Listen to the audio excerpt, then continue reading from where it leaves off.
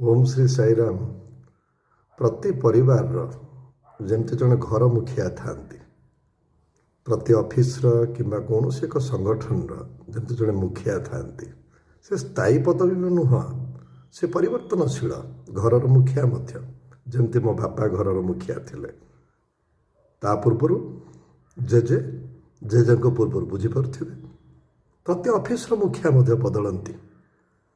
सेमती आध्यात्मिक संगठन मानकर विभिन्न मंदिर मस्जिद गिरिजा मानकर भी परिचालना करने स्थायी सुंदर भाव सुपरिचालना निमंते भगवान अहेतुक कृपा किछि जन को तार मुखिया भाव चयन करती। गोटे रोषेया तार लक्ष्य कौन हवा दरकार, स्वादिष्ट व्यंजन प्रस्तुत हब एवं लोक को सुहेला भली स्वास्थ्य मध्य भल रहा भली खाद्य से परोसिब। गोटे ड्राइवर कौन लक्ष्य रहिबा, गंतव्य स्थल को सुरक्षित भाव यात्री मान को लेकिन पहुँचेवा।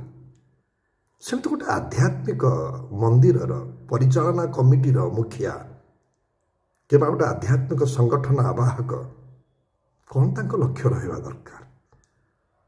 सेठाको आसुथबा प्रत्येक साधक विश्व विष्णु स्वरूपम, समग्र विश्व विष्णु स्वरूप।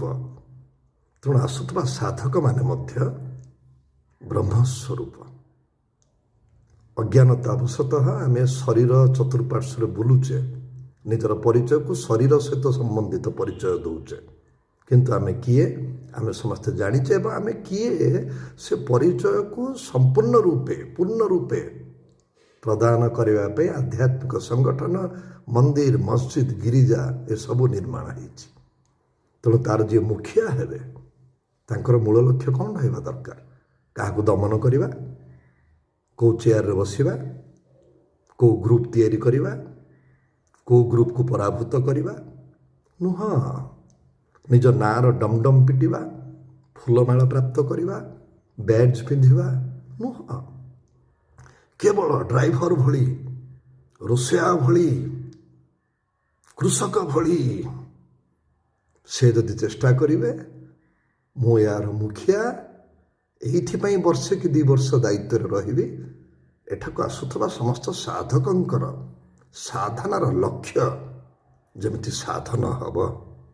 जदि मु सेया न करि पारिली मु मुखिया हेबा पई 100 प्रतिष्ठा व्यर्थ हब।